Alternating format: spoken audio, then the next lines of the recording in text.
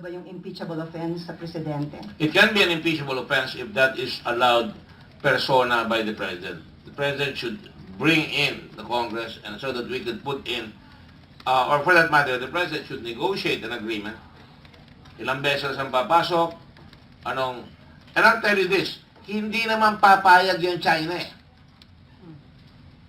Because if they agree to that, and I'm against also this negotiating with on the matter of the fishermen. Sa akin, those are, tama rin si Presidente, pero mali rin.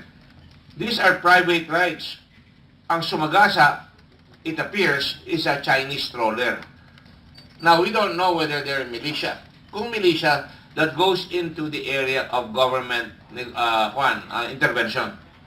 Pero so far, para we don't push each other into a corner, sabihin natin, let's pursue the claim. Magbayad kayo. Tama na nga yung sinabi ni Ambassador ng China eh. We will look into it and we will do what is right, no? Or words to that effect. Tapos kinambyo. Bumaliktad galing sa gobyerno. Sabi nga ngayon ng gobyerno ng China, no, wait. Hinabol nila yung fishing boat natin, yung trawler, diligtas sana. That's baloney. That's what I said. Na-headline pa sa Inquirer, pero nasa ilalim ako sa ilalim ng sinabi mo.